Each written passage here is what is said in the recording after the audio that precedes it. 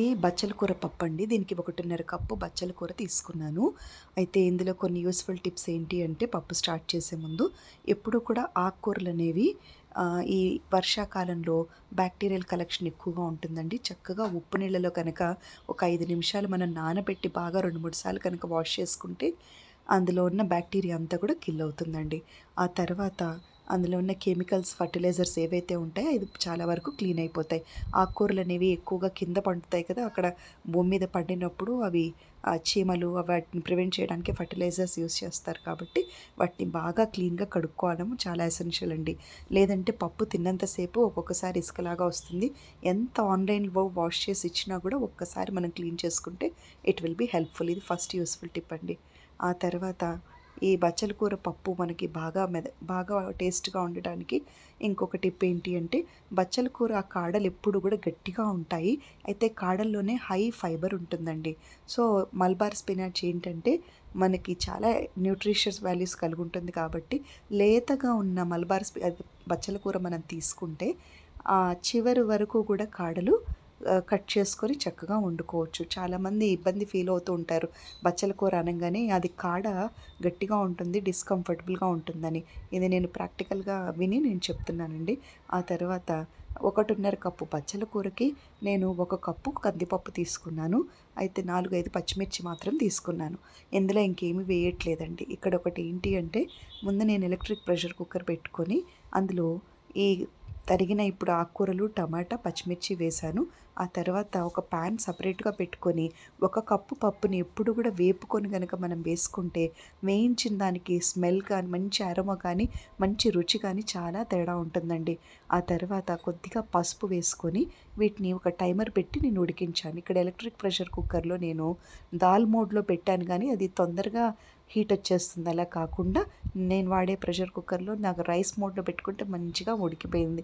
ఇందులో పప్పు బాగా ఉడకడానికి ఇంకొక టిప్ ఏంటి అంటే బేకింగ్ సోడాని ఒక పావు చెంచాలో సగం తీసుకొని కొద్దిగా నీళ్లు, కొద్దిగా పసుపు, బేకింగ్ సోడా వేసి వాటర్‌లో కలిపి పప్పు ఉడికేటప్పుడు గనక మీరు వేశారంటే బిగినింగ్‌లోనే పప్పు ఇలా మెత్తగా వస్తుంది. ఒకవేళ గనక మీకు ఈ Malabar spinach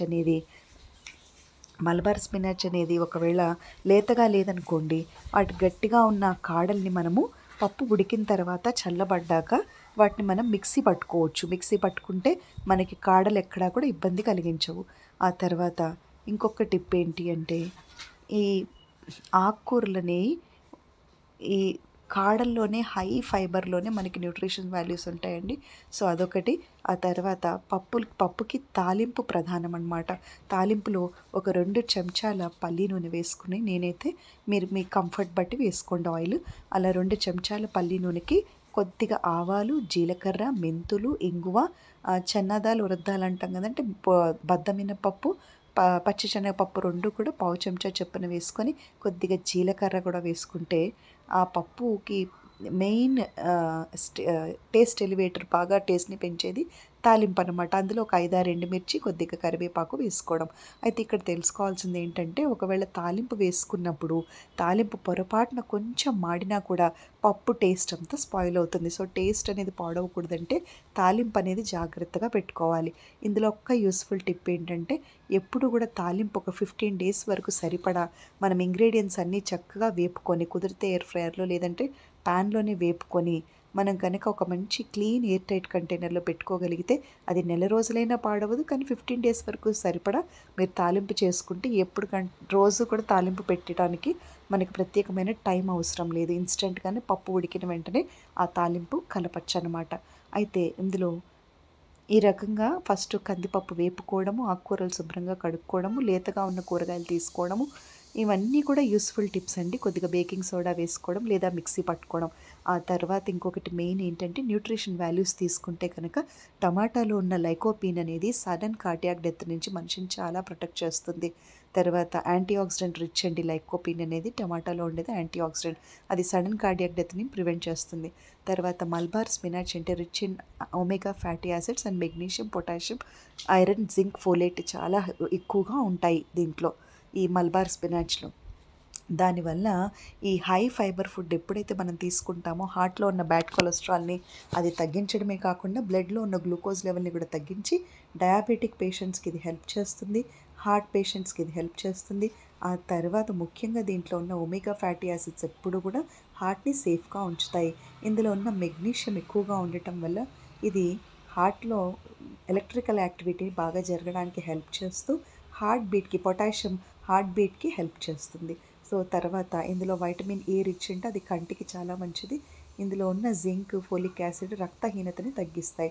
high fibre food అనగానే మనకు గుర్తు రావాల్సింది ఏంటి అంటే అవి గట్ని క్లీన్గా ఉంచి కాన్స్టిపేషన్ అవ్వకుండా బాగా హెల్ప్ చేస్తాయి. అందుకే మనం ఆకుకూరలు ఎంతో కొంత ప్రతిరోజు కూడా తీసుకోవడం చాలా మంచిదన్నమాట. ఇందులో ఉన్న పచ్చిమిర్చి క్యాప్సైసిన్ రిచ్ అంటే కెమికల్ అనమాట. ఆ క్యాప్సైసిన్ అనేది హార్ట్ బీట్ని మానిటర్ చేయడానికి హెల్ప్ చేస్తుంది. బాడీలో ఉన్న ఎక్సెస్ సోడియంని బయటికి ఎలిమినేట్ చేస్తుంది. పొటాషియం రిచ్ అనమాట. సో ఎండు కారం కన్నా కూడా మనం పచ్చిమిర్చి కారం వేసుకుంటే పప్పు ఎప్పుడు కూడా మనకి రుచిగాను ఉంటుంది, న్యూట్రిషన్ వాల్యూస్ కూడా కలిగి ఉంటుంది. ఆ తర్వాత ఇది వేడివేడి అన్నంతో కాంబినేషన్ ఏంటంటే వేడివేడి అన్నంలో కొద్దిగా ఆవు నెయ్యి వేసుకొని చక్కగా పప్పు ఈ ఆకుకూర కాంబినేషన్లో చాలా న్యూట్రిషన్ వాల్యూస్ ఉంటాయి. హీమోగ్లోబిన్ ఎక్కువగా పెరుగుతుంది. అప్పుడు వేడివేడి అన్నంలో తినడానికి మీకు చల్లటి అన్నం తినడానికి చాలా తేడా వస్తుందండి. కొద్దిగా ఆవు నెయ్యి, ఆకుకూర, మంచి వేడివేడి అన్నంలో పప్పు, కొద్దిగా ఆవకాయ పచ్చడి వేసుకొని తింటే ఆవకాయ పప్పు నెయ్యి ఛానల్ అని పెట్టాను కదా, అంత బాగుంటుందంటే అంత ఇట్స్ లైక్ ఎ బ్రాండ్ అంతే. ఆ పప్పు కూడా అంత కమ్మగా ఉంటుంది. ఇదంతా కూడా మనం తినే ఆహారం కనుక ఎంత న్యూట్రిషన్ వాల్యూస్ ఉన్నాయని మనకి తెలిస్తే మనం ఎక్కువ మోతాదులో తినడానికి ఒక స్కోప్ ఉంటుందండి. ప్రతిసారి రిపీటెడ్గా ఎందుకు చెప్పడం అంటే prevention is better than cure లాగా diseases can be maximum cured by our food only. Food itself is a medicine. At the same time taste is never far to nutrition. మనం తినే కమ్మటి ఆహారం ఎప్పుడు కూడా న్యూట్రిషన్కి దూరం కాదు. ఈ పక్కనే ఉంటాయి ఎప్పుడు కూడా.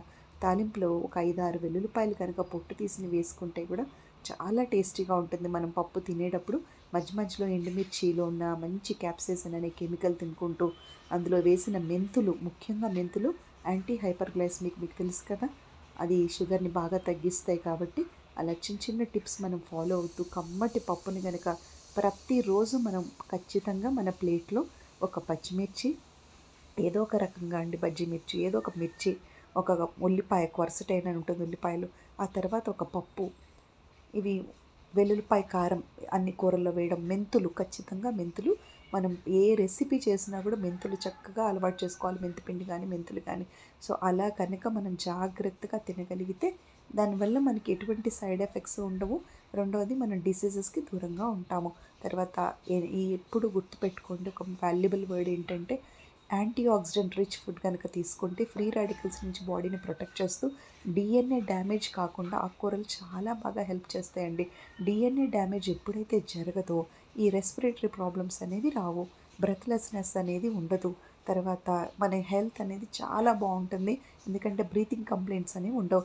సో యాంటీ ఆక్సిడెంట్స్ ఎక్కువగా ఉన్నది ఏంటి, ఇందులో ఉన్న పచ్చిమిర్చిలో, ఆకుకూరలో హై యాంటీ ఆక్సిడెంట్స్ ఉన్నాయి. సో ఆక్సిడేటివ్ స్ట్రెస్ వల్ల, ఫ్రీ రాడికల్స్ వల్ల మన బాడీలో ఉన్న టీ సెల్స్, ఇమ్యూనిటీ పెంచే సెల్స్ని ఆ ఫ్రీ రాడికల్స్, ఆ టాక్సిన్స్ అనేవి డ్యామేజ్ చేయకుండా కాపాడేది ఈ ఆకుకూర, ఈ పచ్చిమిర్చి. చూసారా, అలా మనం తీసుకునే చక్కగా రోటీతో తీసుకోవచ్చు, వైట్ రైస్తో తీసుకోవచ్చు, లేదా బ్రౌన్ రైస్తో తినచ్చు. పప్పు అనేది ప్రతిరోజు మ్యాక్సిమం మనం ఉండేలాగా చూసుకోవాలండి. లేదా నెక్స్ట్ డే ఒకవేళ అవకాశం లేకపోతే రా ఫ్రూట్స్ కానీ, రా వెజిటబుల్స్ కానీ, రా వెజిటబుల్స్ కానీ, సలాడ్స్ కానీ, చక్కటి ఫ్రూట్స్ కానీ రాగా తీసుకుంటే యాంటీ ఆక్సిడెంట్ రిచ్గా ఉంటాయి అన్నమాట. అలా ఈ పప్పుతో పాటు కాంబినేషన్గా మనం చక్కగా ఆలుగడ్డ ఫ్రై కానీ, వంకాయ ఫ్రై కానీ, చిన్న చిన్న చిన్న తాళి అనేది మనం అలవాటు చేసుకోవాలండి. ప్రతి ఒక్క ఫీమేల్కి అప్పుడు ఇంట్లో ఫ్యామిలీస్ అందరూ కూడా కంప్లీట్ ఫీలింగ్ అనేది వస్తుంది. ఒక రకమైన పప్పు, 2 రకాల రోటి పచ్చడి ఉన్న రెగ్యులర్గా చిన్న చిన్న పచ్చళ్ళు పెట్టుకోవడము, ఆ తర్వాత పొడులు వేసుకోవడము, అంటే కందిపొడి కానీ, కందిపప్పు పొడి, లేదంటే పుట్నాల పొడి, అవి ఒకరోజు స్టోర్ చేసి పెట్టుకుంటే ఫుడ్తో పాటు కంప్లీట్ థాలీ అనేది ఎప్పుడు కూడా టేస్ట్